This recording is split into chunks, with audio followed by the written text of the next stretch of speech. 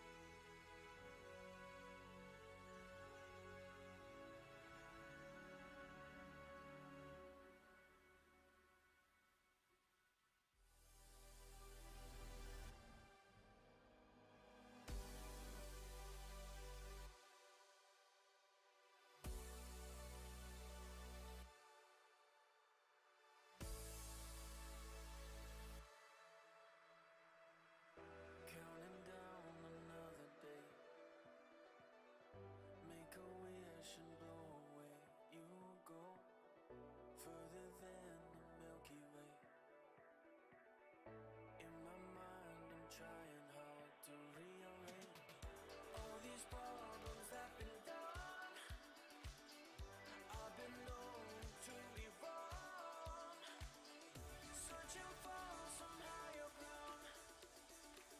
Just looking for something I can hold on to.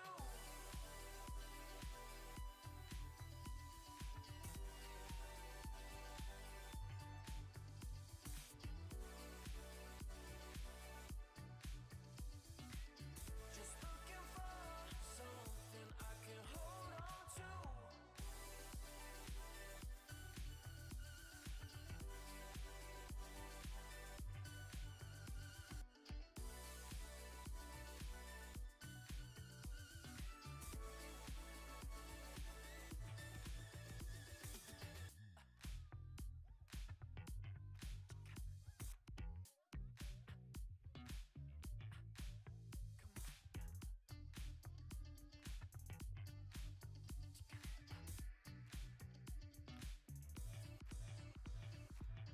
I've got an angel on my side and a devil on the other side. I'm trying hard but go nowhere, like taking flight without no air.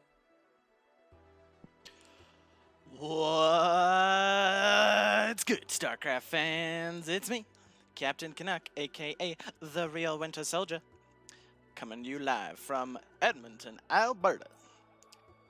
And we've got some exciting StarCraft action for you today. Welcome to the first episode of Alpha X Civil War. We have today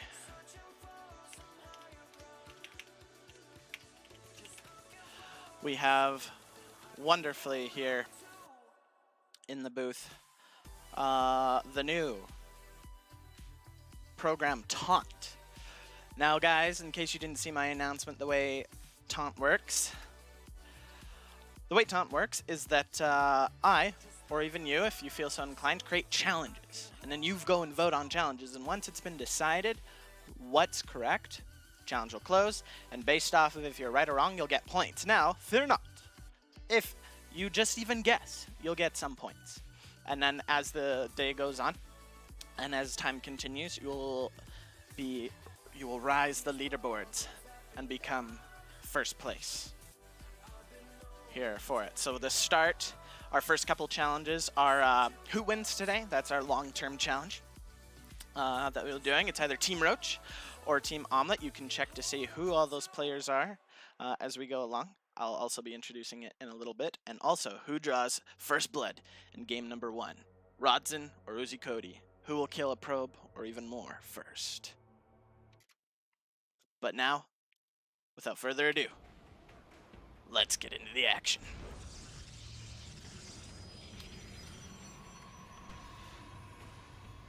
And I am on EU, so my observer interface is not 100% correct.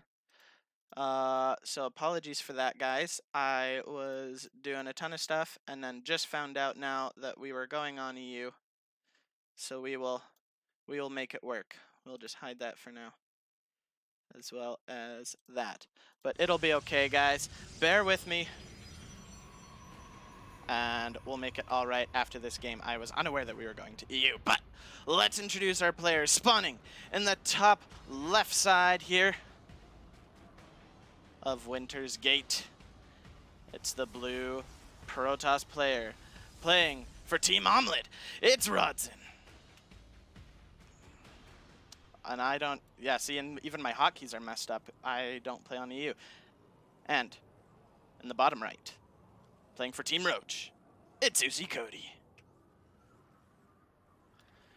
Yes, apologies for the mix-up and confusion, guys, but it's going to be a PVT to start things off. And yeah, we're just going to get rolling with it. We've got a bit of an aggressive build here first coming out of Uzi Cody. We're going for immediate 2 barracks at the front into a low ground expansion. A bold move, this little probe. Ooh, 4 hit points away from being first blood. On the opposite side, we do have the expansion coming down for Rodson. Up in the main, we just see normal shenanigans going down, getting his nothing too unfamiliar, unpredictable. So while this is going on, we're going to keep an eye on what Uzi Cody's going to be going for. It might be a aggressive 2-on-1. He already has Marines coming out to start, but I mixed up the teams actually. So what we do have for teams, Uzi Cody's on Team Omelet, which is full of Uzi Cody, June, and Damrude. We do have an alternate player sub, but not going to be used today. And on the opposite side, Team Roach, we have Rodson, Asuna, and Aster. All of whom are going to be playing today a couple of times. So the way the Civil War works is that I believe it's a Chinese Pro League style of tournament where we have 2 teams, and they each, normally, what the original plan was to have two teams do 3 best of 2s, but since we wanted to mix up the order, I'm assuming, and other things that went into the whole decision making, I wasn't there to decide it. We still no units lost, but now it might be time to hold the thought of the explanation. Adept is not going to decide to dive in. Still nothing lost. Adept, though, on the pursuit. She is hungry. She's thirsty. Just going to send the shade again. It's going to go up into the main. Will we get first blood? What's going to happen? What's going to happen? Adept is going to finish. The Marines are poking at her. She's diving in. She's going to go in. And the shade.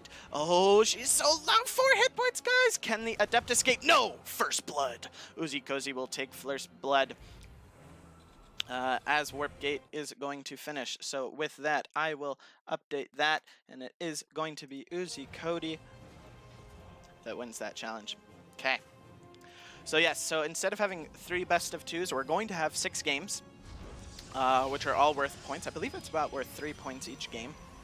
And so all 6 games will be played no matter what the score is, but if at the end of those 6 games, the score is tied 3-3, we will have an ace match. So it is a best of 7 of sorts, but we will have 6 games guaranteed. I will be hosting today's first Civil War match between Team Roach and Team Omelet. But the second match of the game will be hosted and casted by none other than Swagar.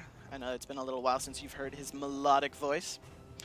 But I am bringing him out of retirement as I forgot that I had my soon-to-be brother-in-law's bachelor party to go to today. Next week, Civil War will be hosted by Gravity. He will be casting both games as I will be at my sister's wedding.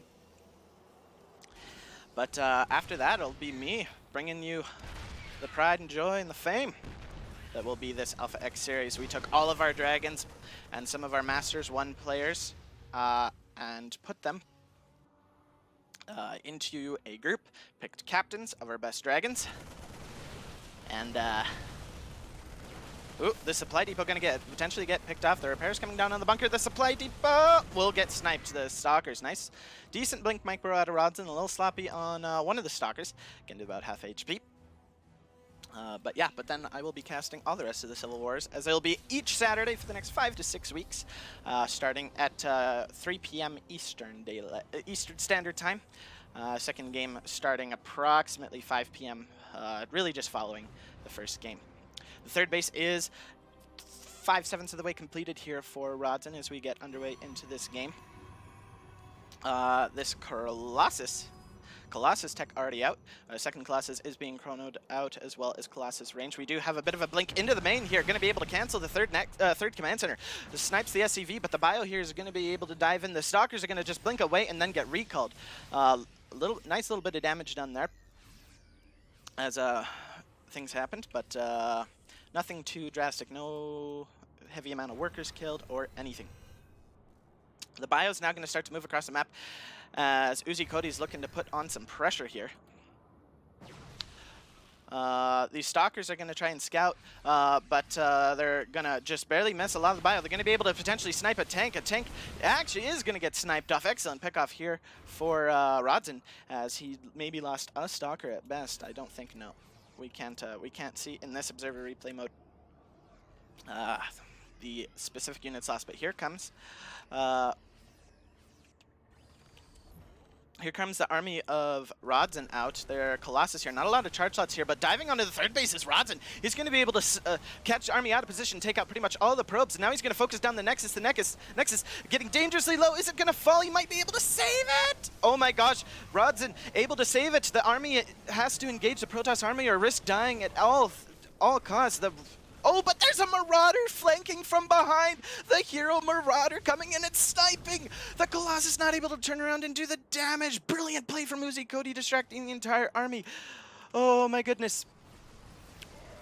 Okay, but now we got the army being chased down, kiting back nicely, taking decent trades. But Uzi Cody making a brilliant play, able to snipe the third Nexus here of Rodson, as he gets his own third command center on location, up and running. So Uzi Cody's going to have, Rodson actually is going to have to replace that, which is a bit unfortunate. Sorry for all the technical difficulties, guys. It's all my hotkeys are screwed up here on EU, apparently. We'll get that fixed up right after this game. I was doing so good, getting everything ready with taunt, and making sure all my overlays and stuff were good, and then it's like, well, psych, we're going at you. So we're going to have a little bit of a skirmish here with this Zealot. If we look at the upgrades, we've got +1 attack for both players, and then your standard typical other upgrades. With 2-1 on the way for Protoss, 1-1 about to complete. There is no... Is there a second eBay? No, there's only one eBay. Actually, is there an armory? No armory yet either, so not looking to do too much. We do have a push coming again here to the third. Not a whole lot, it's just a couple of things. We do have double medevac drop here. Not enough stalkers to be able to deal with this, but with Big Daddy Colossus and the Warpins, might be enough. The Widow Mines going to be able to get a nice snipe, even though the stalkers blinked out of the way. It was able to get a little bit of damage on the Colossus, and I think take out a stalker or two. One of the medevacs will be able to escape barely with its life.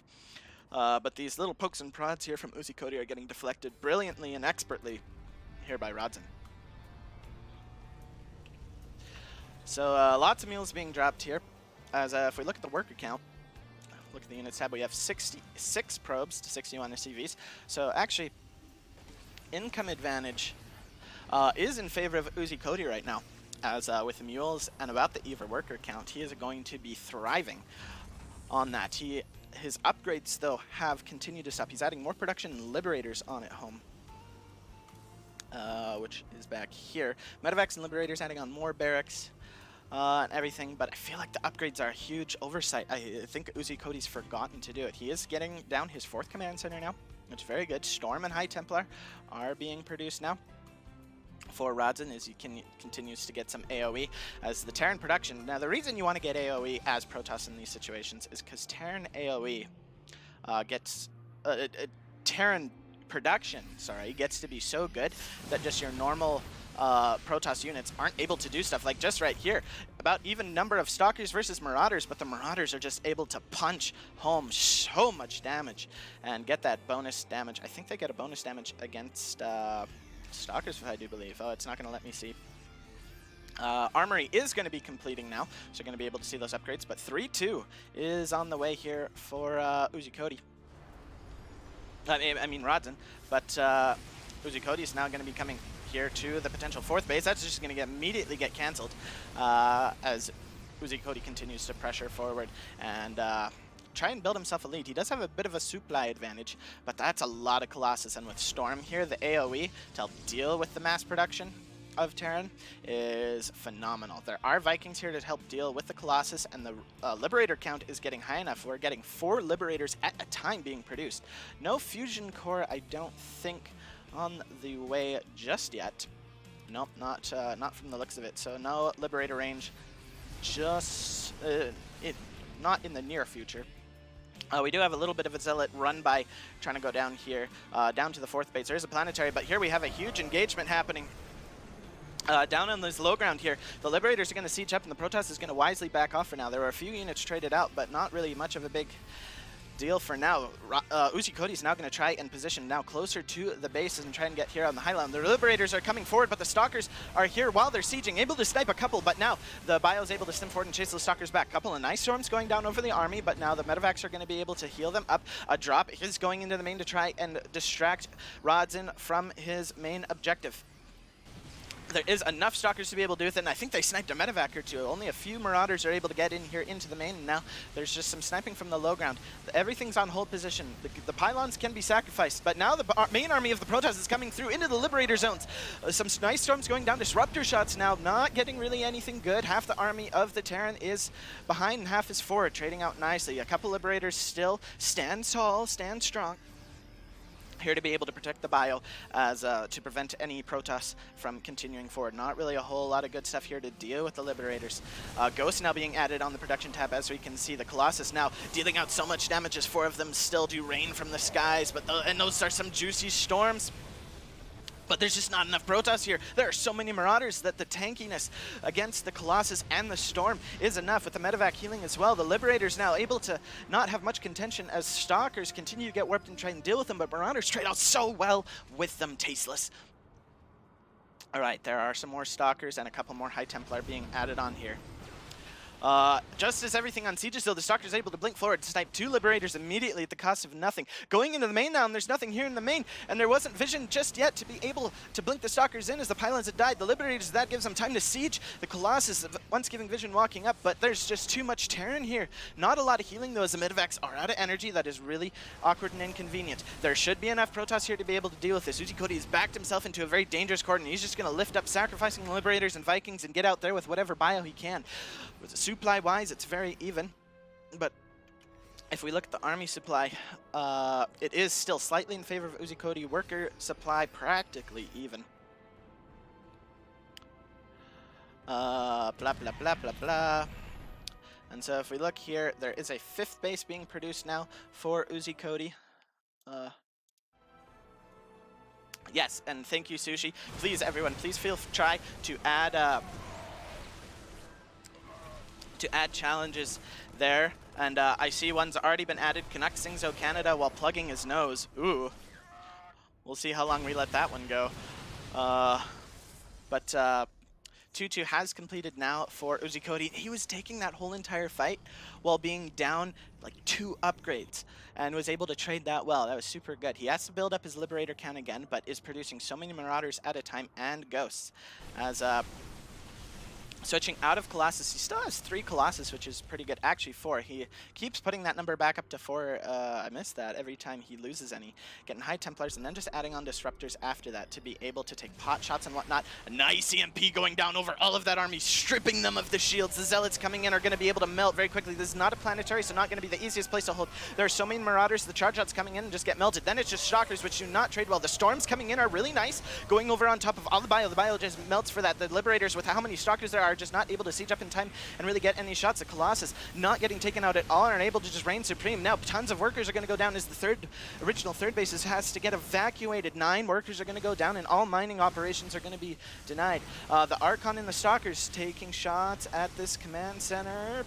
Command center now floating back into the main and will live. Now it's just Viking production. Liberator's not the right play now with how many Colossus are out. That whole base has been completely denied. The Vikings trying to get some shots on, but there's just too many Stalkers here. A 5th base being taken in a rather forward position here for Rodzin, but Rodzin's now on the doorstep of the natural base. All of the Colossus still alive, just shredding through these supply depots. They never stood a chance. The Viking count trying to climb back up. There's still a lot of Marauders, 5 Marauders being produced at a time, able to deal with the Stalkers nicely, but the Colossus still don't fall. One of the Colossus might finally fall. It does, and all the Stalkers actually getting taken out. The reinforcing Stalkers are here. The Blink, there's not enough bio here to be able to deal with this with the Colossus coming back and firing their laser cannons at the bio. Rodzin's going to back up for now and wait for some reinforcements with Uzi Cody tucking his tail between his legs. If we look at the supply, a nearly 20 worker lead and a slight army supply advantage for Rodzin, and that's a little bit more as some of the army supply is counted in medevacs, and although they are very useful, they do not hit anything. They do not deal damage. And with how much DPS is currently out now for the Protoss, more medevacs are being produced, but their usefulness is questionable. Here we're adding on a 6th base. Rodzin recognizing his superior advantage right now. This base put back online, mules being dropped. We do have a lot of SCVs mining here at this planetary. So Rodzin definitely is not out of it in terms of income. Mineral-wise, they're about even thanks to mules. Rodzin does have the favor in gas, but gas is not the biggest focus now for Uzi Cody. As Marauders do take a little bit of gas, but he has enough for now. Disruptor now going to try and take a pot shot. Oh my gosh, what a beautiful hit! Taking, I don't even know how many kills that Disruptor got. Can we see? 11 kills, but straight into an entire completely filled ball of Marauders and a Ghost or 2. And that's going to allow Rodzin to just move forward here. The bio stimming forward, but in a choke point, allowing the Storms to deal maximum damage. The Stalkers falling at an alarming rate, even... but there is just too much damage output from the rest of the army. Immortals have been added in here, but all the Colossus have fallen, and there are no more Storms. That Archons are good units. There's 1 Disruptor remaining, but the Stalkers are useless here. Uzi Cody might be able to hold for a little bit longer. He has lost 7 more workers, but he's backed up into the corner, going to load up into the medevacs. That is a lot of Protoss, though, and reinforcement should be joining up here any moment. He's just going to wait up here. The Disruptor not able to get anything done, but that Disruptor was the hero. Disruptor already got 11 kills to start this fight. 1 lonely Ghost remains. 1 is the loneliest number, and this command center died. Zealots are reinforcing this charge, and the Archons are here. Blink, that is an aggressive blink forward out of Rodzin. A nice Disruptor shot, able to get a few more kills. A lot of the Stalkers with that aggressive blink are down, but the Storm is there. GG, Rodzin's gonna take game number 1.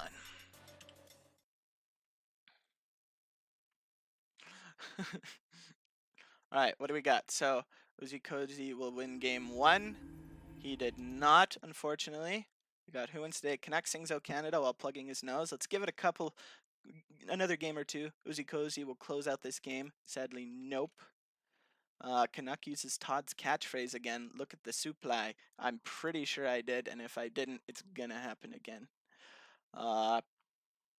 So yeah. Now we're going back to NA. Oh gosh. And then switch overlay. Switch overlay me. Why is my hotkey not working? Okay. So many things to do.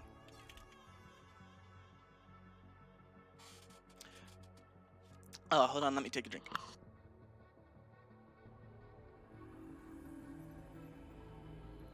Alright. Pick you as central, please. Absolutely.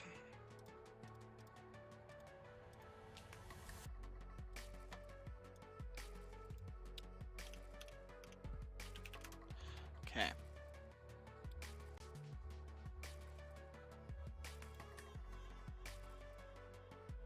Let's fix overlays there.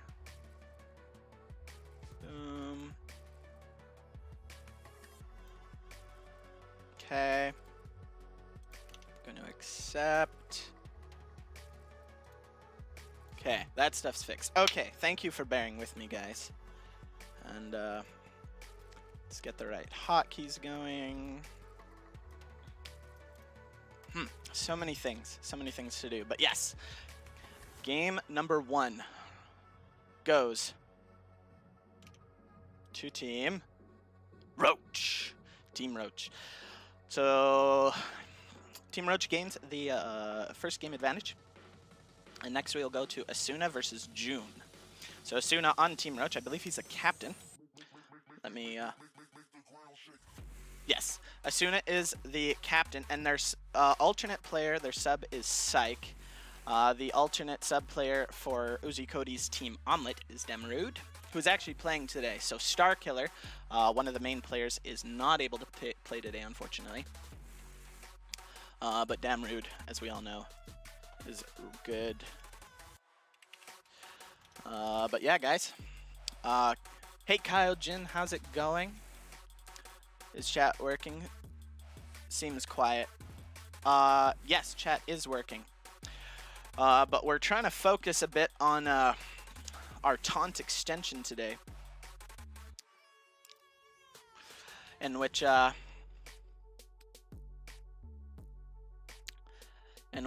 you guys or myself makes challenges. And if you answer, you just get points. You get points automatically. But if you end up being right, you get even more points. So Dantry just made the challenge. Asuna will win game 2. I'm going, who draws first blood? Asuna or June? Alright, that's launched. So, here we go, guys. We're gonna get into game number 2.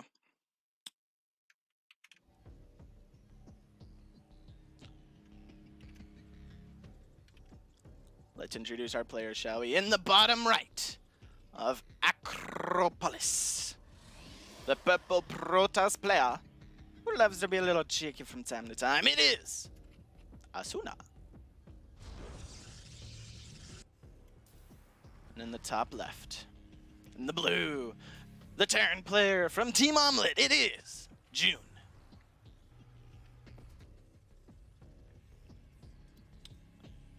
And let's see, we've got a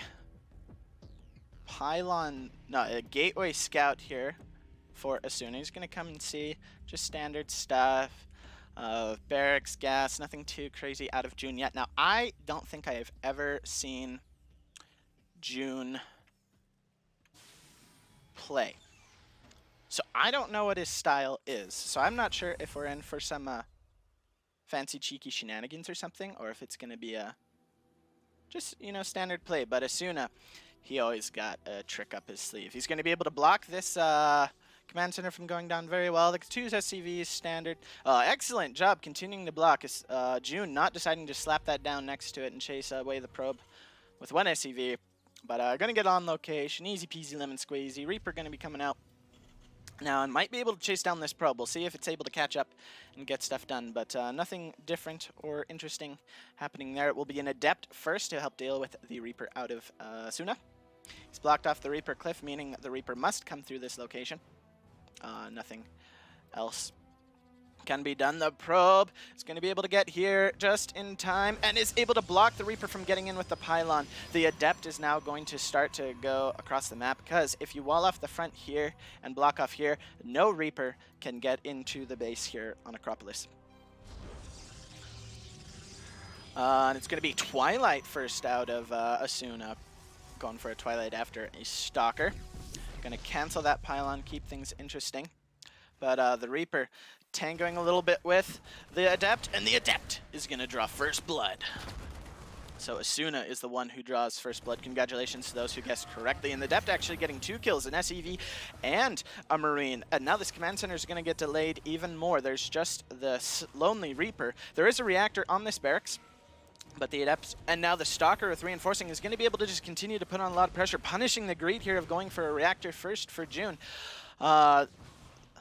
This is still going to get delayed. There are a couple Marines out, but they are not enough to be able to deal with this. They're going to be able to snipe the Adept immediately, though. The Stalker going to be able to finish off the Marine.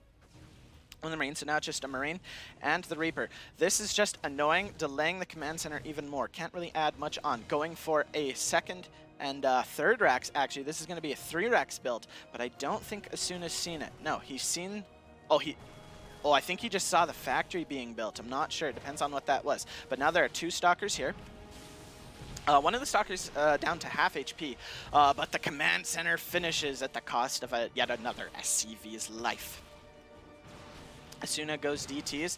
Behind it, he's going Blink, but that does not mean that he will not get Dark Templar.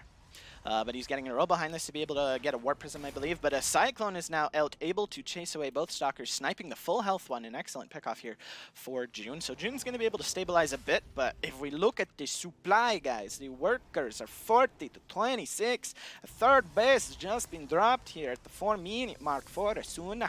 He has got an excellent stuff going down. And thank you everyone who has contributed gifts today. I opened up the ability to donate gifts to the channel today in our settings, and we have gotten 15 gifts contributed today. You guys are too kind, too good. I don't actually know what gifts are, but it was giving us stuff, and so I took it. No repair on this command center. That actually might get dicey a little bit later. But we do have Stalkers now moving across the map to try and get a little more damage done as Blink has completed. Going for armor upgrades first. Looking like it might go into charge play, though Charge has not started. We'll see what the game plan transition is here. Just adding on some production. Oh, a little too far out.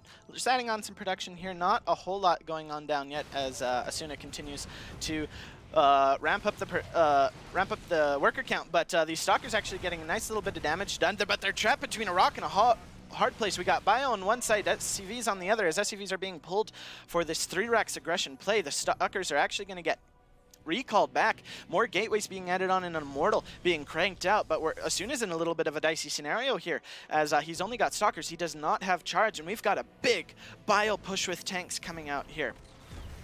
The Watchtower Vision is going to get sniped. The Stalkers are going to be able to blink in and snipe that Cyclone. A little bit of damage getting on the Siege Tank, and they're just going to kite and trade with the Marines a little bit here. The Scan goes down and snipes the Observer.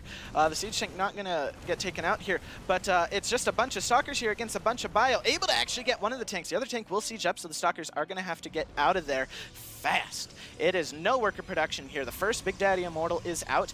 More gateways being added on, but I feel like no... Oh, the Stalkers are going to blink in, and actually, are they going to be able? They are going to be able to snipe the Siege Tank. That is a huge, huge pickoff. The Immortal now just able to rain damage. One of the bunkers not going to complete. The SCV is not going to be able to come close, and actually, June is just going to push on out, having lost both of his Siege Tanks. The third one is here and is going to be able to try and do this, and June's going to try and trade out a bit more with Asuna and take this out. Charge just being started. Notice that it wasn't there. The Immortal under dangerous fire and is going to get taken out, but so is the Siege Tank. Just a handful of Marines here. Now Stim has completed, so they're going to be able to start to tickle a little more damage away from these Stalkers. More Stalkers being warped in. Another Immortal has joined the fray, but so has the Siege Tank. Another bunker going to attempt to be dropped down to help deal with this. If it can get up, that is going to be super helpful, but the Marine count is so low, there's not going to really be anything to put in it. The Siege Tank is all alone, just one Marine. A couple more Marines are going to be able to tangle, but this is just low amounts of units battling back and forth. Asuna now getting the upper hand. June's just going to say, I'm done, GG, taps out, and Team Roach is going to go up 2-0.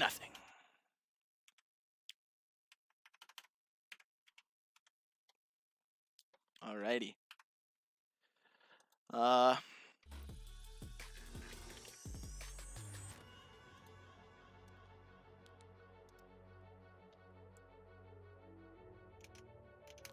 Alrighty, guys. That was a good game.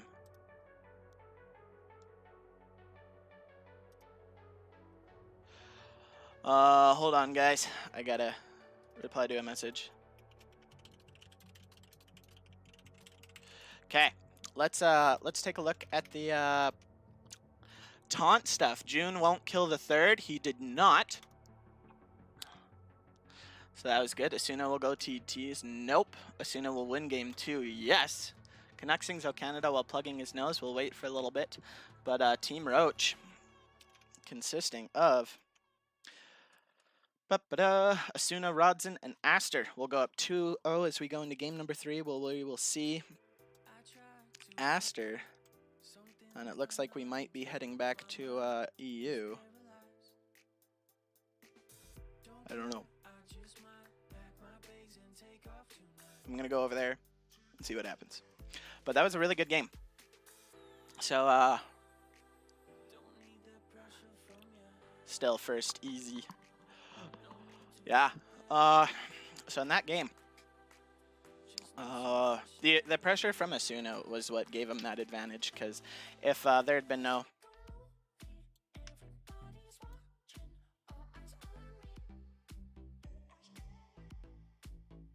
I did.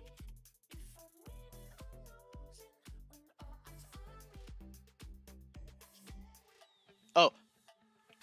Oh, yeah. Thank you. Hold on, guys. Let's make sure on EU. Yeah, okay, it's all good there. Okay, apparently it doesn't matter. Yeah, so I thought it was EU that did that, but no, it's just from NA before. I didn't have all the right settings, so my bad. I forget I change it because I don't often go and use additional overlays. It's for very specific reasons, so I just assume it's always the same, but I need to get better at doing that. But back to the game. So analysis. That early pressure.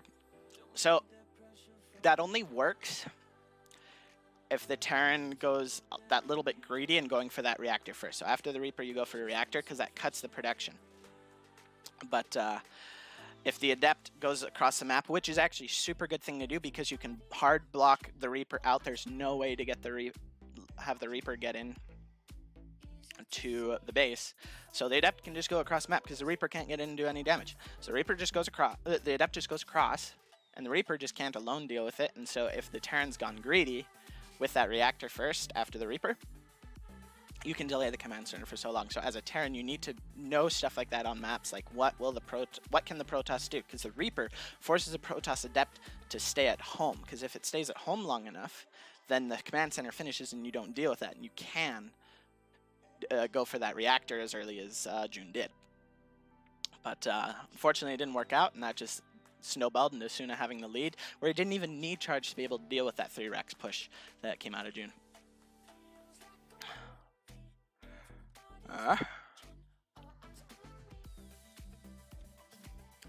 Now, who will draw first blood? Amrud or Aster?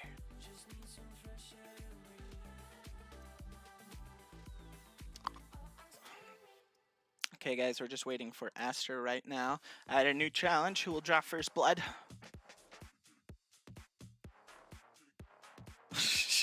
I have time.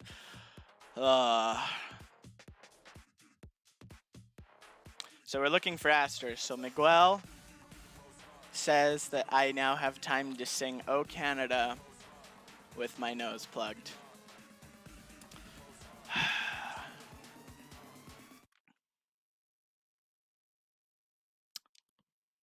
Just for you guys, because I like you. Hold on, let me take a drink. Take a sip of maple syrup. It's the only way to properly sing "O Canada." To prepare to sing "O Canada." Here's to you guys. So good. Okay. Music's off. I don't actually know if I can find copyright-free "O Canada" theme, and I don't want to risk it right now. We'll do that, but I will do it a cappella. Here we go. Me. Oh.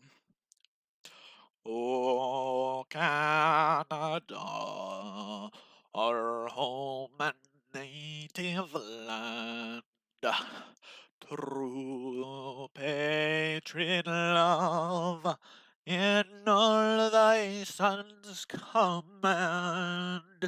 With glowing hearts we see thee rise, the true north, strong and free.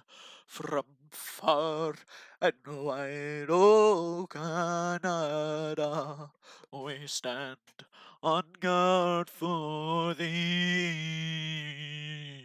God keep our land glorious and free. O Canada, we stand on guard for thee. O Canada, we stand on guard for thee.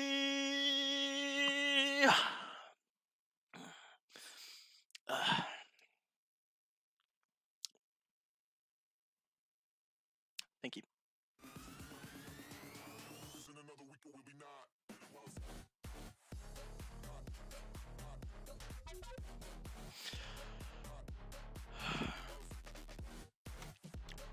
I did it. One of the players will burrow roaches. Oh yeah, because it's a ZVZ. Okay, so this is something important to figure out because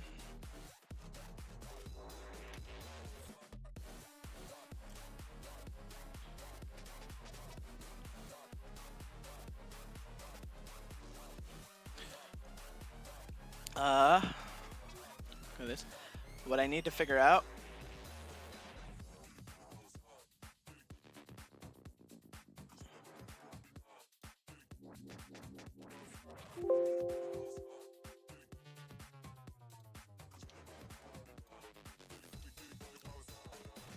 blah blah blah blah blah. I gotta figure out, cause guys, while signed into Alpha X, can resolve any of the challenges, but something I failed to think of is can you guys? So let's quickly figure that out. So, cool thing about Taunt, in the announcements that I gave up, I put in Alpha X and pinged everyone and blah blah blah. I gave a link to the whole description of how Taunt works. It's a new thing, and we're one of the people that's been asked to test it. So we're being, so like they're watching us. Always watching. So I'll give you the lowdown on how Taunt works. So Taunt's a fun way to watch competitive games on Twitch, letting fans throw down predictions to rise on a leaderboard alongside everyone else in the audience. Pick your avatar, make some predictions, and prove to everyone else watching that you know what's gonna happen. So let's see. As the admins, you resolve challenges. Blah blah blah. What the audience will see. So you guys see what you see, and you can do this on mobile too. For mobile people, you have to use Twitch's mobile app to be able to see it on mobile, I believe. So if you're on the Twitch mobile app, just clap on the T icon above chat. So wherever chat is.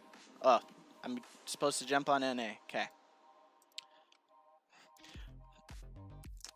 So you tap on that, you go do the stuff. So we've installed it, whatever.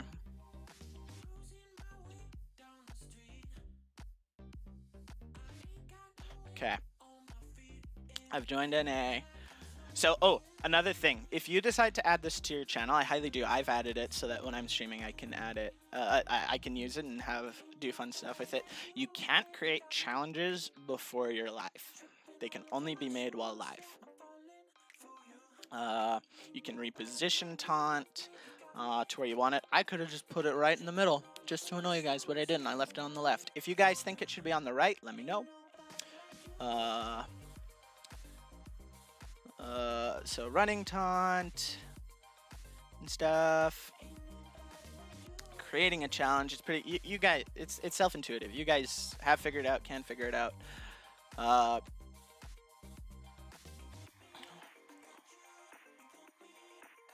So,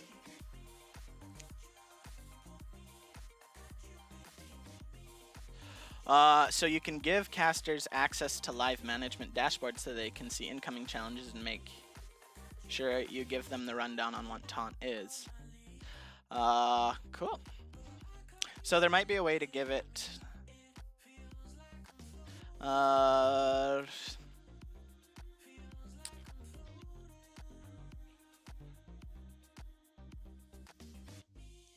We'll see. It doesn't really say. I didn't find it the original time, and now going through it again. We'll figure it out. EU Act. Now we're going back to EU.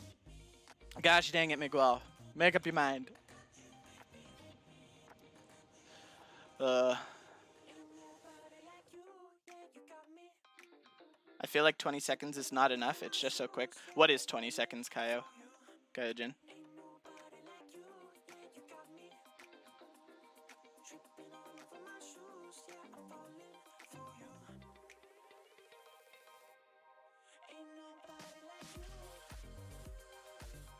Kyle, what is just 20 seconds?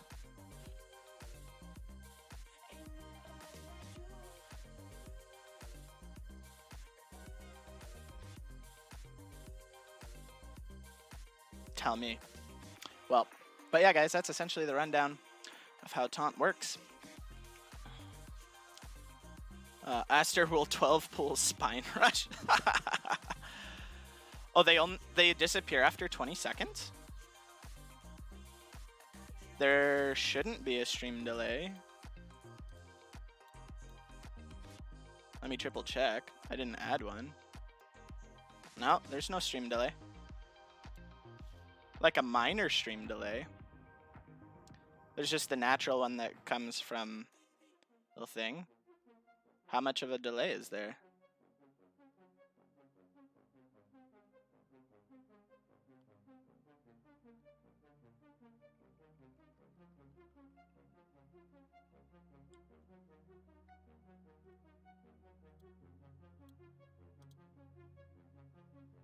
We are from the future.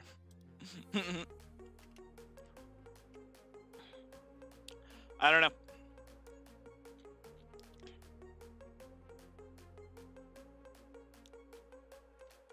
Let's see what who's been doing the best. Tokun has been lighting it up with the predictions with over 2,000 points. Danatory trailing far behind. Danatory with 1.5k. Rajan's score is 2-0 for Team Roach right now. Team Roach is winning 2-0 right now. We were about to have Damrude versus Aster, but Aster has not been able to show up just yet, so it looks like we're actually going into Asuna versus Damrude. And so we're just skipping over Aster's games for now and going to the next one. So it'll be Damrude versus Asuna. So we're actually going to edit the challenges. So guys, leave all the challenges for that. But I'm going to scrap that. And yeah, okay. So we'll switch our who draws first blood. Who draws first blood? That's not how you spell blood. Be Asuna.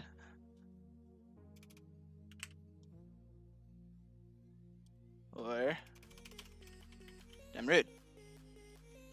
Okay, send that. And yeah, it will be live in a few seconds, guys. But yeah, keep checking out. Asuna will beat Damrude. Okay. Here we go.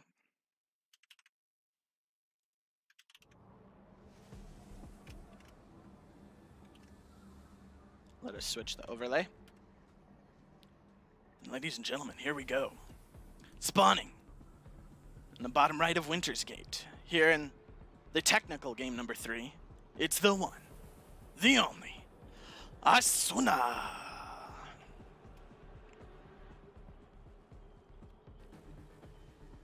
And filling in, trying to redeem himself. Actually, not redeem himself. This is the first game. The Pink Zerg player for Team Omelet. Trying to bring it back. It's Demrud.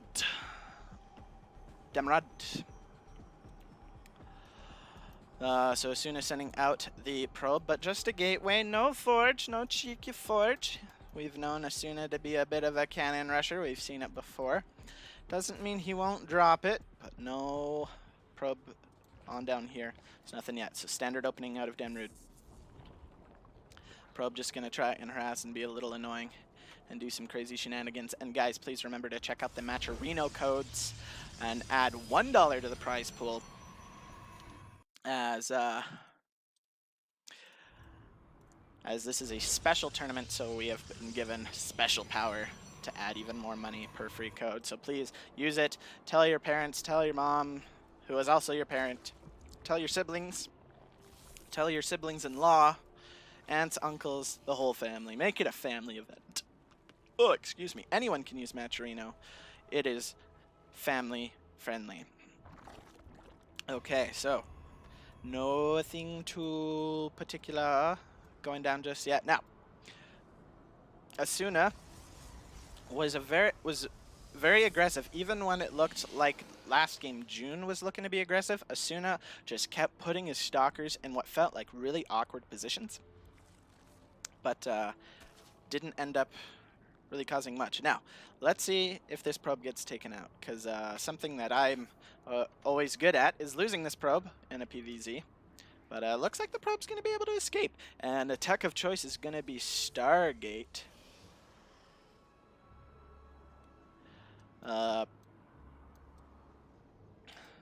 Stargate. So looking to, that's pretty standard these days. It's the safest way to play, because anything else gives the Zerg a lot more options with the current patch situation. That's okay, but we do have an Adept taking out a couple of drones. One drone going to get saved, but Asuna drawing first blood. 2 drones going down a bit sloppy. Will a third one? Oh, just going to be able to make it into a reactor in time. One last drone getting damaged, but not taken out. So, Asuna will draw first blood yet again. Next question from Danter. There will be Niduses in this game. That is a safe bet, to say the least. A Phoenix first to be able to deal with scouting Overlords. Overlord speed has not started. So this Overlord's very dead. But next up is an Oracle. So we'll see if it's just going to stick at 1 Oracle, if we'll go up to 2 or 3. Zergling's going to be coming in to check for a third base, seeing nothing. Damrud getting very supply blocked right now, and only just recently started an Overlord. So this is going to, and just 1, so it's not, he is going to be supply blocked for a long time. Actually, psych, his hatchery just completed. I'm smart. Okay, but still really no gas income, so I'm going to be sticking on droning and lings for now. And actually, instead of a second Oracle, it's a second Phoenix, and there's another Stargate on the way. It's looking to be a mass Phoenix play, guys. Oh, I'm hyped. Just Protoss will not 2-base all in this game. Saving the drone. Oracle getting dangerously, though. Did get a kill, though. But on about half HP. So if we look at the units lost, 3 drones have gone down and 2 Overlords. But now, back here, second Stargate has completed. Asuna making double Phoenixes right now. He's going Mars Phoenix. Guys, I freaking love the Phoenix. Phoenix is like my favorite unit. So I'm going to be watching closely, as I want to know how to effectively use Phoenixes in PvZ.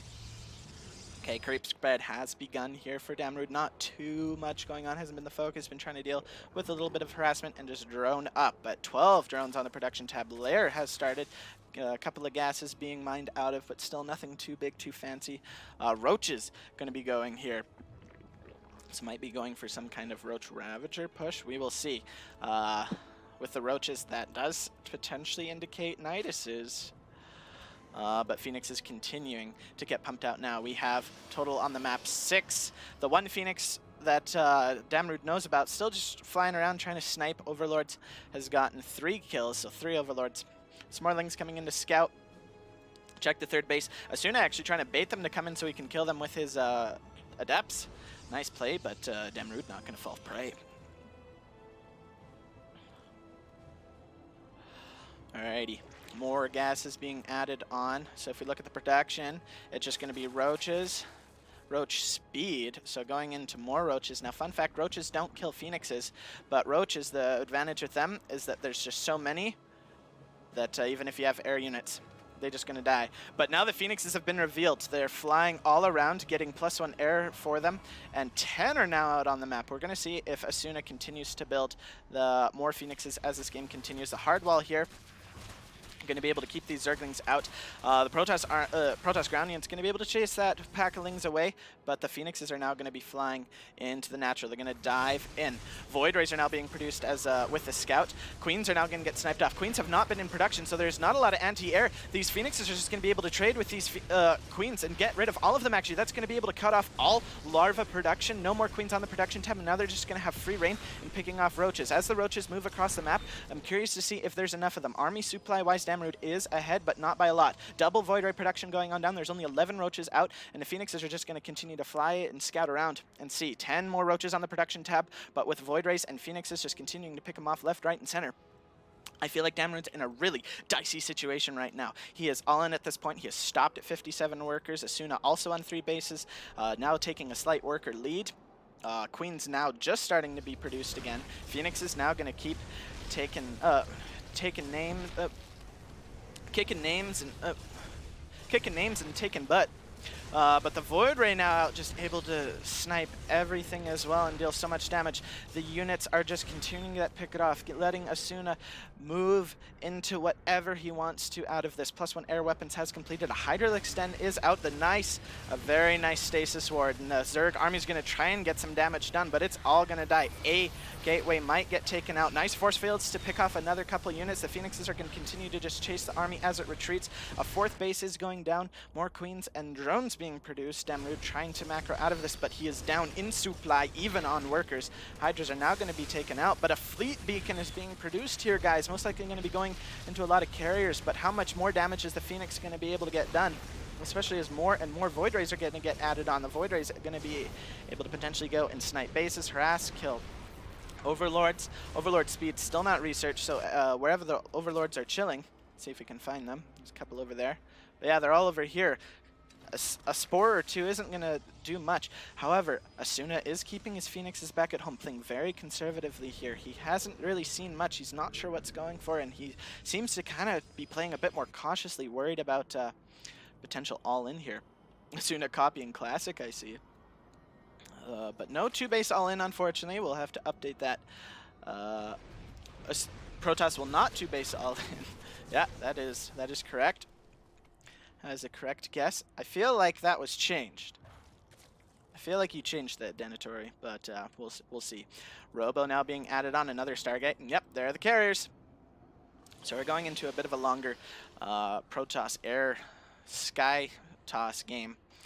Damrude getting a Lurker Den, actually. Oh, he's not reading this properly. He doesn't realize. Because with carriers, Lurkers are not going to be helpful. Now, supporting any ground efforts, yes, but I'd be getting a Spire or an Infestation Pit and going to Hive, or at least get Infestors. Phoenixes are now just sniping Overlords left and right, heavily supply blocking. Now, there's actually not enough Hydras down here to be able to deal with the Phoenixes, and they're just going to be able to pick up. This is the advantage of Phoenixes with their mobility. You just go around and try and pick off packs of Hydras, getting so many kills there. How many Hydras went down? 7 Hydras going down there. The Phoenixes are now going to just fly away for now. The Creep, though, not able to really be contested. The Void Rays, I feel, after you get an Observer or something, should go out and just start picking off Creep to be able to limit the vision, because although fighting on or off Creep isn't too impactful for Protoss Air, it's the vision that is a big deal. But that is a lot of Hydras now, guys. Army supply-wise, it's even. Workers now slightly in favor for Damrude, but Asuna's feeling pretty dang good, getting his 4th base up as well as static defense. Phoenix is continuing to fly around, try and find bits of damage here and there. Going to dive in, but that's all the Hydras are right there, able to do it. Oh, that Phoenix nearly getting sniped. 2 HP, my goodness. Alrighty, so Damrude able to stabilize after that, but if we look at what's lost, not a lot of workers went down, and I think that was the key. Although that push didn't work, Asuna wasn't able to punish economically. but he has been able to move towards the army that he wants as he's continuing to produce 3 carriers at a time. He already has 5 out. Ooh, one of the Phoenixes getting knocked down. But we're about to have 8 carriers out on the map. Lurkers now being produced. Now I'm curious. Has a fleet beacon been spotted? No. He does not fully know. But now, with the carriers moving out here with the Phoenixes, Void Rays, and bit of Protoss ground army, Asuna's looking to posture on the map and get some damage done. The Hydras are going to be able to start to move to protect that. That is a lot of Hydras, going to have to be careful. Lurker's going to be able to deal well with the ground. The Phoenix is flying around. Lots of Interceptors getting taken out, and there's just so many Hydras. Asuna now actually having to fight as the Hydras move so fast on creep, but the Phoenix is able to pick up enough Hydras that the carriers aren't losing their Interceptors too fast. More carriers will be moving on closer. A lot of the Lurkers have moved forward now, but there's so few Hydras that the Lurkers are actually in a lot of danger. Phoenixes still have a lot of energy and can start to ping things up. There is nothing on the ground left for Asuna, but there's no Hydras left to deal with the carriers, and 3 more carriers have arrived. Carrier is here, and now the Lurkers are in desperate situation. Spore moves forward, but that's so many carriers, Tasis, and a bank for Asuna as well. Not enough Hydras being able to produce at a time, and the ones that are just trickling in, not able to get damage done. There's so many Interceptors. There are 38 Interceptors. GG Damrood says that's enough, and Asuna is going to put his team up 3-0.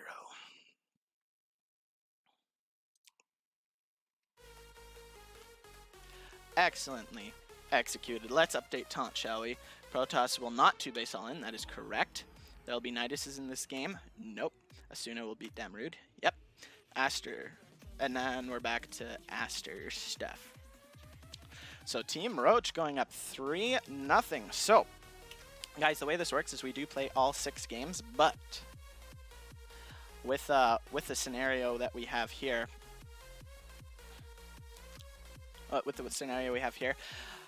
Team Roach is on match point. If they win 1 more game, they clinch the series. We will play however many games come after they win a 4th game, but there will be no 7th game unless Team Omelet can win the next 3 games. However, Asuna, their best player so far, is out. He has played his 2 games. He will not play anymore unless he was to play the ace match. All that will be left is Rodzin, who did win his 1 game, and Aster, if Aster can be found.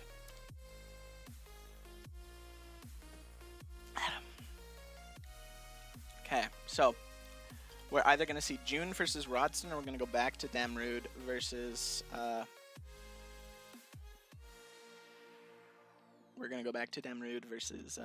Aster. So we're going to see here, see what's going down. But how have you guys been enjoying the games?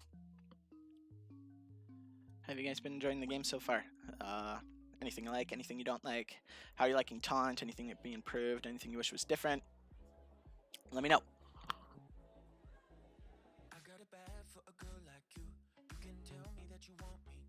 I put too much water in my mouth at once.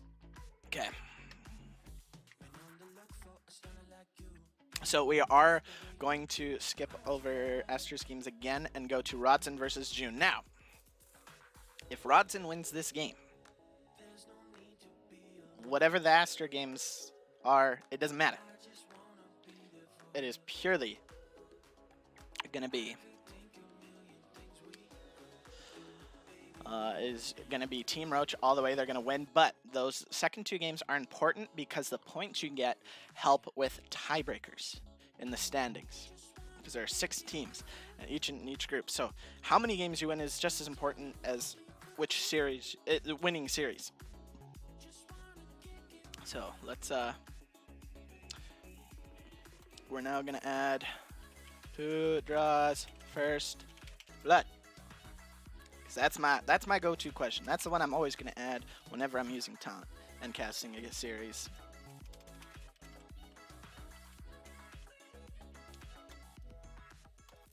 All right, it's live, it's open, and let's move in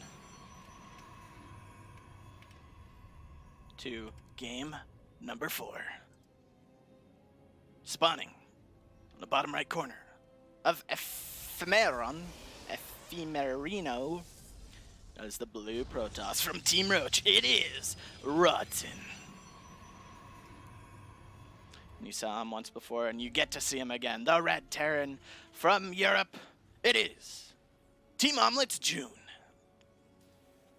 Here in the Alpha Wex Civil War. Oh, Kyojin.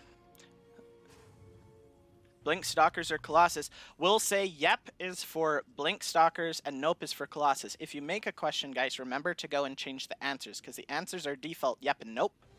However, you can change them to be a specific word or thing, and you can have up to 5 different answers. You can put up to 5 different options. So, Kyojin messed up a little bit, so yep is for Blink Stalkers and nope is for Colossus. But what if we see both? Oh, Colossus will be chosen even if he gets Blink Stalkers but goes for Colossus. Blink Stalkers will be chosen if he doesn't get any Colossus. SEV Scout, gonna see what Rodson's up to. Rodson's just going standard expand.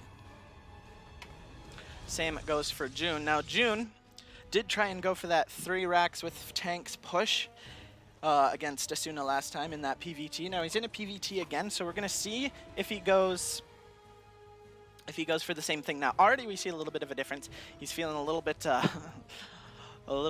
shaken by getting punished so bad for going for that reactor. So he's getting a Marine after this to be able to help deal with things. We'll see if he goes for another Marine or a Tech Lab. So he's going for a reactor now. He's getting a Marine to help deal with it, help delay things. But Reaper's gonna come in. Adept slightly behind one of the probes, gonna lose its shields, but the Adept comes out just in time to save her babies.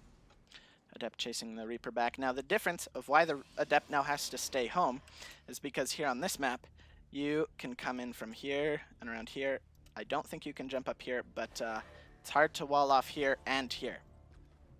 As we can see, he's just going for the standard, you can't run around my mineral line wall sort of thing. But on Acropolis, this whole thing that Reapers can jump off is the size of a pylon, and then you just wall this off. Easy peasy. Not as easy on Ephemeron. So the Reaper, ooh, getting so close. Vindicto was good, my man. My man. But Reaper gonna come back here. But Adept now going to be coming out. We have yet to lose any units. So who draws first blood? Remember to vote for whether it's gonna be Rodson or June. As Rodson of Team Roach is up, gets to enjoy being up 3-0. Oh, the Adept gets in, actually. The supply depot was not lowered, and that SCV gonna get sniped. The second barracks after this 1-1-1 gonna be slightly delayed, but first blood does go to Rodson. And also, we have Rodson will beat June. Guys, remember, Aster, you're here. Welcome, sir. Your team's up 3-0 right now. If Rodson win this, you have no pressure on your games to win at all. You've won the series, you're just going for extra points in the standings. On this we see, instead of 3-1-1, of a 3-rex push, we're getting our second and third barracks now, but we're getting Raven to help deal with things. Cyclone to be able to deal with any oracles and whatnot, but it's going to be Phoenix's, actually, Phoenix play out of Rodson right now. So no Blink Stalkers yet. Now we'll see if Colossus get on it. It's just getting charged. Now Phoenix Colossus is a very old school strat. But ooh, picks up the Cyclone. Getting the snipe on the Cyclone is super nice. The Marines trying to come in, trying to get the Cyclone before losing a Phoenix. Will be able to, and Phoenix is actually going to see if they can dive in, but that's just too many Marines. Don't want to risk it. Stopping at 4 Phoenixes for now, and just going to be getting a third Nexus and adding on more gateways. Phoenix going to fly in. Nope, say the Phoenixes, as there are Mariners there. I believe the Marine says no. Going to be able to dive and get to... Oh, actually gets a mule, but unfortunately gets both mules. One of them was about to die, so really not a big pickoff. But was able to get one SCV. I like no pressure. That's good. That's good. But we're getting our barracks up, our Marine upgrades now, as we're ramping into production. Phoenix is diving in, going to be able to snipe just 2 Marines. Ooh, those Marines getting into the hull damage on that Phoenix. The Phoenix, ooh, they're actually found the Raven, are able to snipe the Raven. That's a huge pickoff. Does see the engineering bay and upgrading +1. We do have armor coming on in. Looks like Rodson's going to be going for some kind of Phoenix charge lot. So the Phoenixes are just for harassment at now and keep the Terran at home. Not able to fly it with any medevacs or anything usually. We do have Weedle Mines now coming out. Anticipating the charge lots is June. They also deal nicely with Phoenixes, because if the Phoenix player, if Protoss is not watching carefully enough, trying to dive in to snipe one of those. We do have 5 Phoenixes out, trying to see what they can get done, but there is a missile turret in the mineral line. So nothing too crazy happening. We do have a 6th Phoenix getting added on, not a typical number you usually see. Phoenix is kind of performing the role of Blink Stalkers here. Able to snipe the 2 Widow Mines. More Widow Mines being produced, but we do have Marauders and Marines, as well as Medevacs. A lot of M units moving across. Phoenix is just keeping a tab on things, seeing if they can pick off anything, deal a little tickle damage. There is a Templar Archives, as well as +2 armor coming on, but +1 attack is about to finish at this lovely time here for Rodson as things move into position. No Colossus or Blink Stalkers are here. That is a lot of charge lots though with armor. The Phoenixes are going to dive in and be able to pick up the Widow Mines so that the charge lots are not going to get taken out by them. Widow Mines deal really well with them, but the Terran army is kiting really nicely against the charge lots. The charge lots not able to get maximum damage, but there's just too much Protoss here, and Protoss will be able to chase Terran away for now. Phoenix is able to snipe a couple more Marauders. The Medevac's going to boost on out. 2 of the Phoenixes did fall in that engagement. The Medevac not going to get picked off here. There is a lot more Widow Mines back at home. No Drilling Claws yet. +1 armor for Terran is being produced. Phoenixes come and pick up almost all of the Widow Mines, pick up half of them. The Widow Mines getting nice shots on all of the Zealots. The Zealots actually have been thinned out tremendously. The Adepts are going to be here, but there's a Sentry and Zealots now. Force Field's not going down, not using the Stalker. The Phoenix is taking out the Medevac Widow Mines back up here, but the Force Field will not allow the Bile to get into the range of the Widow Mines. An excellent Force Field, nice patience. Some friendly fire mostly going down there. The few Widow Mines that do, the Zealots that do remain, half of them get picked off by the Widow Mines. The rest will be cleaned up by the reinforcing bio here at the main base, at the Natural of June. No Warp Prism here to be able to reinforce. The Phoenixes are now going to try and get some damage done. The 3rd base has been taken on by June. And Phoenixes are just going to fly around, snipe off another Widow Mine. These Phoenixes have gotten so many Widow Mines, guys.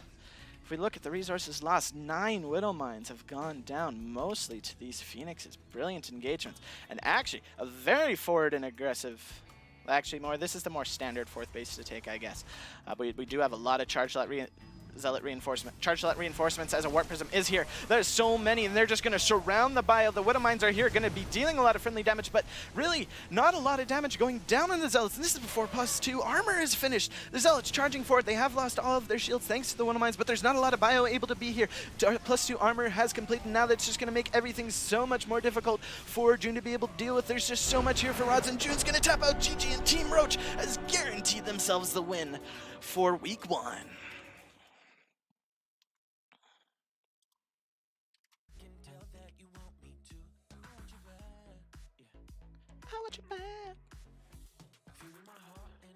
So we're just gonna delete that because neither are right. So sorry guys, Watson will beat June. Yep, that was correct. But now Aster. So Team Roach has clinched the win. So who wins today? Our answer there, Team Roach. Thank you to all who answered that, but we will not leave that up as that has been decided. Alright, gotta fix one of my streaming hotkeys. I've been invited to a lobby.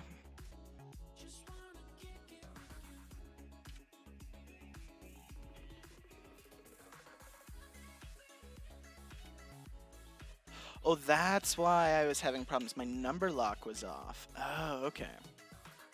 Cool. Let me take a drink. Oh, and guys, I've been forgetting a very important part, silly me.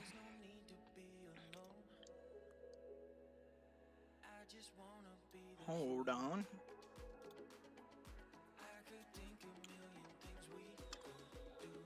Guys, I need to talk to you about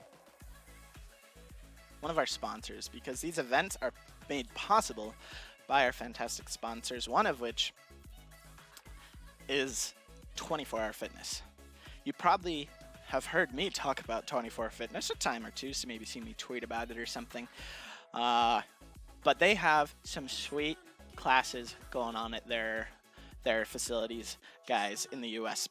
They have many different classes and programs that allow you to get fit in a way that is enjoyable for you. Not everyone enjoys just pumping iron. I don't. But they have strength, cardio, and yoga classes to help with whether it's strength, cardio, or flexibility you're working on. They have cycling, pool, and Pilates classes to help focus more of those particular areas of fitness, whether you're going for some kind of special activity. And they, even at some locations, have dance and martial arts classes. Sometimes even rock climbing walls, I've heard at different locations. So guys, depending on which location you're near, they'll have different locations, so go check out the one closest to you to see what you want to do and what will work best for you. Okay. Well, guys, let's get groovy.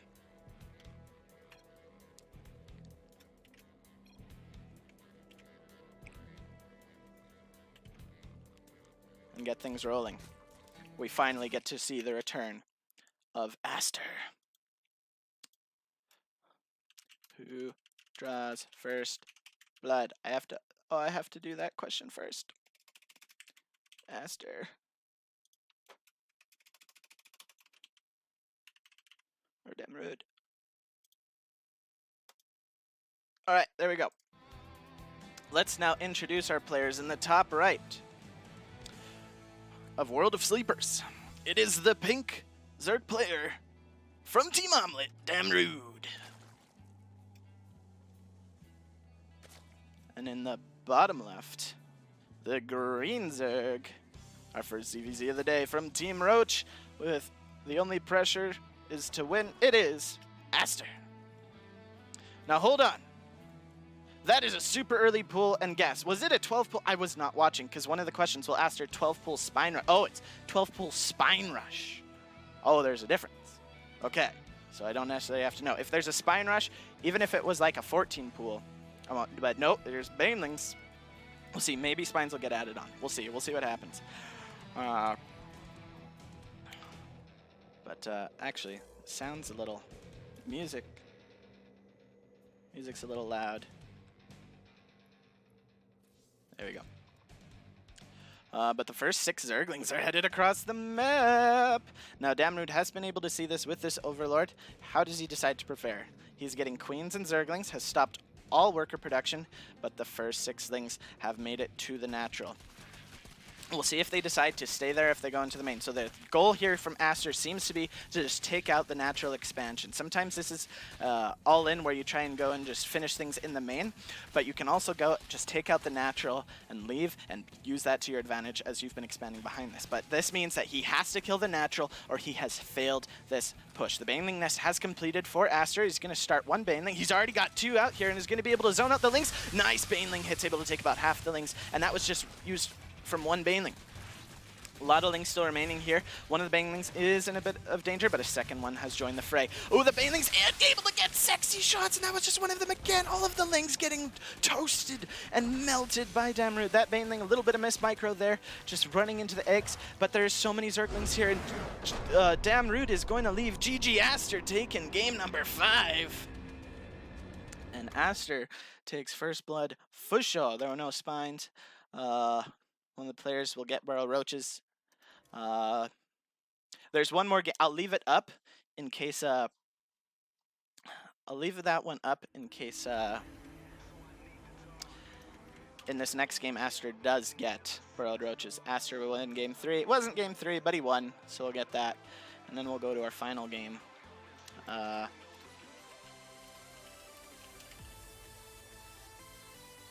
Who will draw first blood? It will be Aster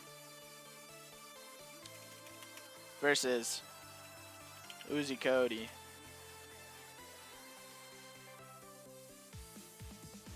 Team Roach showing some dominating play here in week number 1.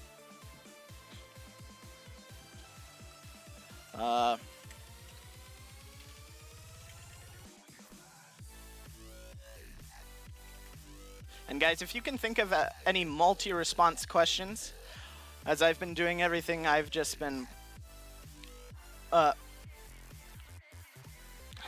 as I've been doing everything, I've just been coming up with quick questions on the spot based off of what's developing, but it's only been 2 answers, so it'd be a big help if you could come up with maybe something like that. But yeah, guys, keep using Taunt. It's awesome. I'm loving it. I think it's doing good. We'll check the leaderboard after this game.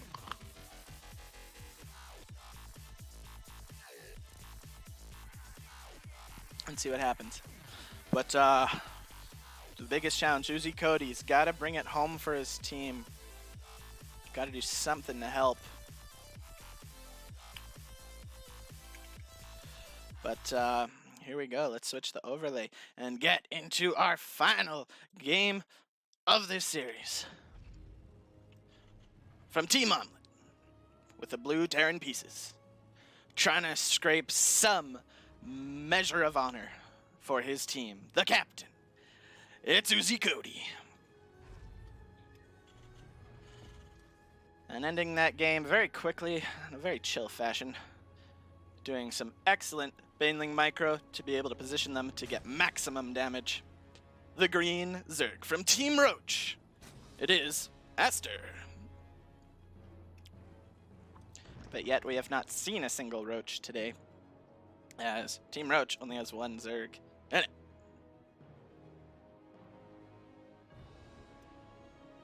Being serious kills. Alrighty. So, we actually... Wait, hold on a second. There's a second barracks here.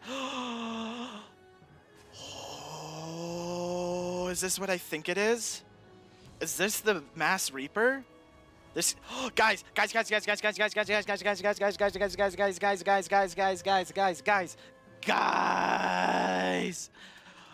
Yep, okay. So, this is like the 13 racks Reaper build or something. We're going to be seeing a second gas added on here really soon, but you're able to wall off down here, and then you just keep pumping out Reapers, and you go mass, mass, mass Reaper, and just continue to build it. You expand behind it, you get +1 attack. I love doing this strategy as Terran. It's like a professional one. I forget who did it. Some pro player from Europe that made this. Prince Marine, why don't they invite us to their tournaments? Oh, I missed it. Prince Marine, this is an in-house tournament. This is our specials.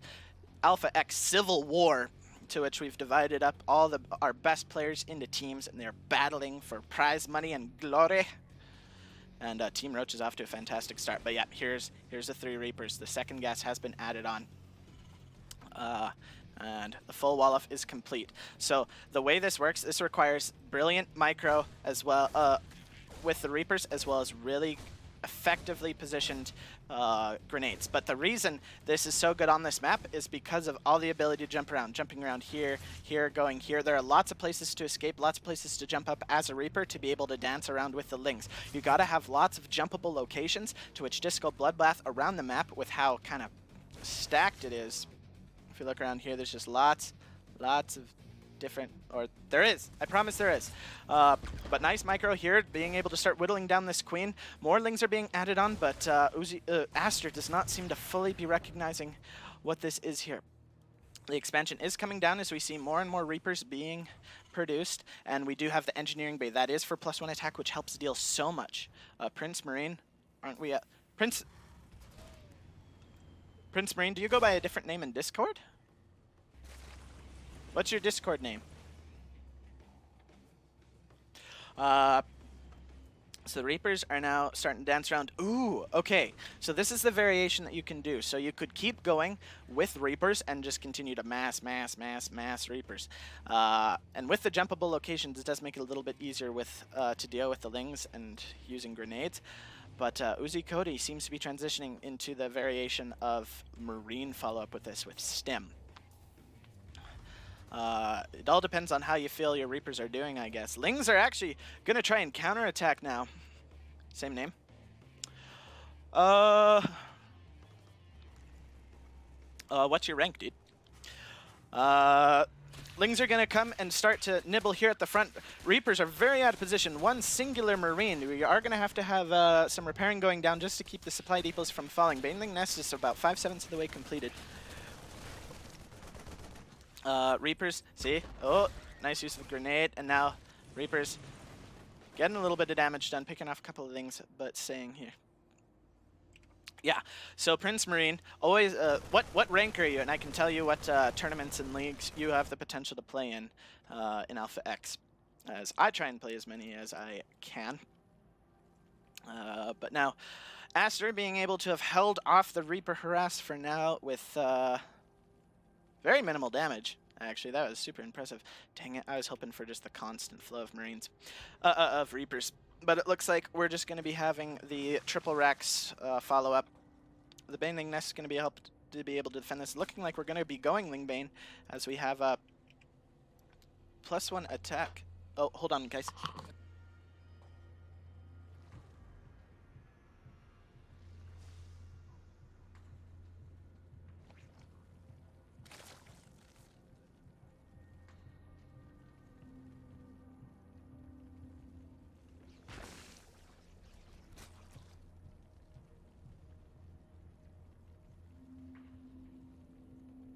All right, hello, I'm back. Sorry. Sorry about that. Yeah, Sushi will fill you in on it. And if you have any questions, just DM me on Discord as well. Captain Canuck, I am a community officer, so easy to find, or just ping me. Sound seems slightly off. Some setting is off that I don't like, but that's fine. All right. Here we go, but Marines and Reapers now going to be pushing on in. Here comes the big attack here out of Uzi Cody. He's got a lot of stuff here. 41 to 28 is the army supply. Banelings are here, but no Baneling speed, and the creep is going to be very limited. The Spine Callers are going to get picked off here, and the third base is definitely very close to dying. The Ling's trying to get us around to be able to hold on to stuff, but none of the Banelings have been able to connect, and a lot of the Marines are going to be able to live. That fourth base has no chance of living, just keeping it alive as long as possible to buy as much time as you can. +1 melee has still not completed. There is +1 attack here. The Banelings moving forward. I don't think there's a lair, or else I feel Baneling speed should be started. More Banelings being added up, but still no Banelings have been able to connect. The Medivacs are almost out of energy, and so the healing will get limited. Combat Shields is now going to complete, which will make the Marines even more tanky, which will be a nice side effect. But here we go. Baneling speed now just completing.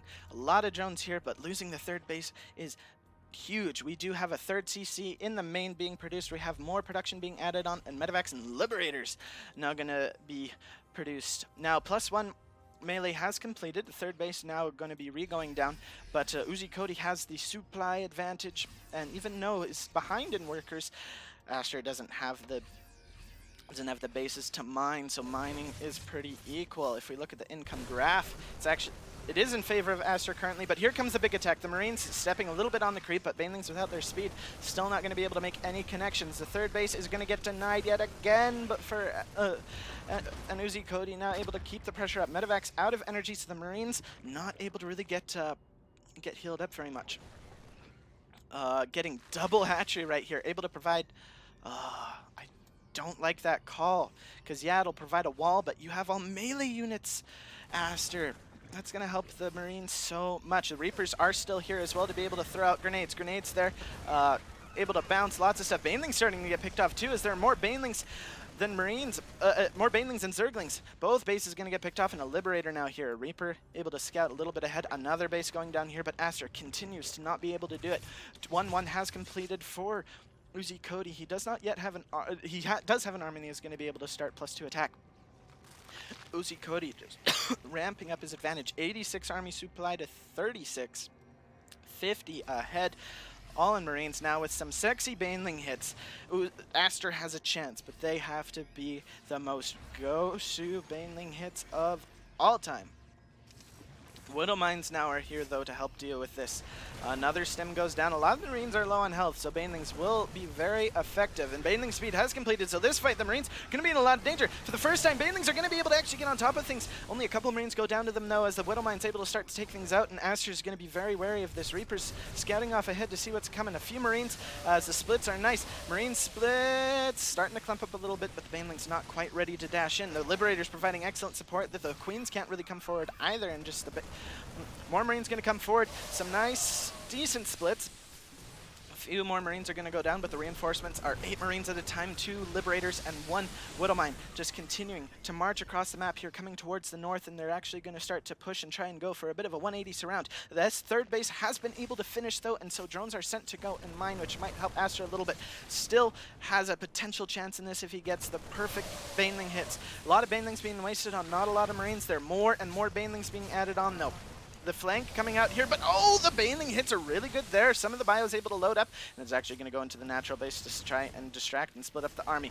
Being attacked on 2 fronts here is Aster, going here to the third base, and the Marines down here doing a really good job. Baneling's rolling in, but just able to get picked up into the medevacs. The Spire, I think, has completed, but he just doesn't have the money, does Aster. Zerg just doesn't have the money to build any Mutalisks. Terran continuing to just put on the pressure. Uzi Cody showing incredible patience, not just willing to end it right here. Dropping singular bio units onto the Banelings to get maximum damage. Maximum amount of Banelings dead for the minimum amount of bio. And all of the Marines and Banelings over here to the third have been taken out, and there's just bio and Liberators left. Liberators continuing to advance themselves. The third base will fall yet again. +2 attack has completed and +2 armor as well. Drilling Claws is on the way. There is nothing going here for Aster. He does have +2 melee attack, and he was able to sneak in +1 carapace behind it. The first 4 Mutalisks are going to be able to sneak out, which will be able to help deal with the Liberators. Another third base attempting to be going down. Aster showing great perseverance and heart in staying in this game as Uzi Cody continues to ramp up his advantage. This is looking very Heart of the Swarm style of ZVT.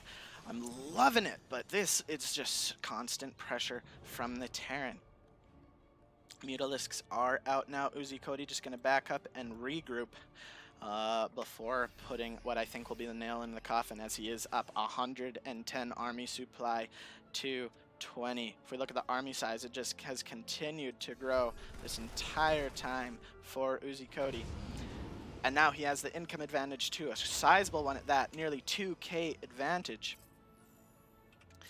But here comes a big Droom drop into the main. There are some spores here to help deal with this, but the bio is going to be able to land, maybe lose a medevac or 2, but everything's here. The Liberator siege, the spores fall, the drones have to evacuate the spawning pool, the core building. GG, well played. Uzi Cody gives his team some redemption. And the final score will be 5-1.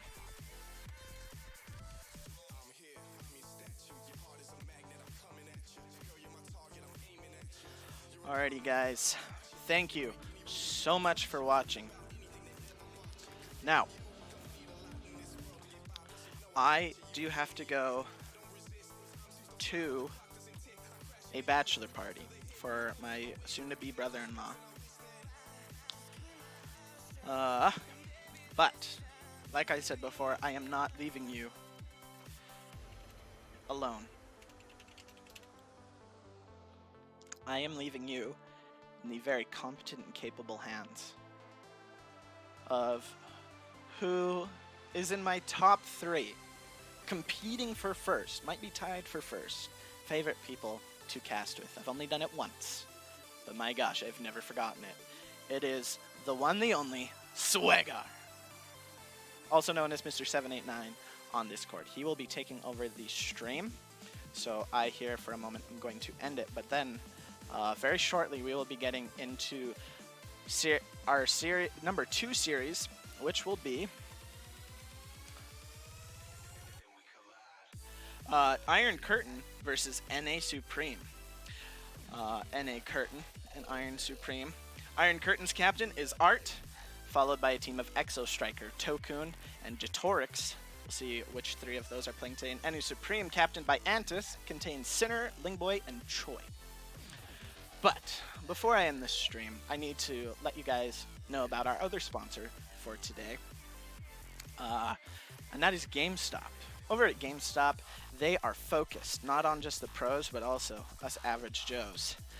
They're introducing and putting on trainings and coaching from some of the world's best teams and players. But they also, to help us and the pros, provide excellent products, promotions, and services on both their website and in store. They have a loyalty program that provides monthly deals and discounts to its members, and even there are some free things to just everyone, though joining their membership program is free. You can trade in old games and get broken controllers and consoles fixed. Check out any one of their locations across North America or Europe, or check out their website and start bringing more power to your game. Okay, guys. Hopefully you liked Taunt. Hopefully it worked out well for you guys. Let me know what you thought of it. Message me what you thought of it. Remember to use the Matcherino code to add $1, not just 50 cents, but $1 for free. And get ready for the next insane installment of Alpha X Civil War. So peace out, guys. Good luck.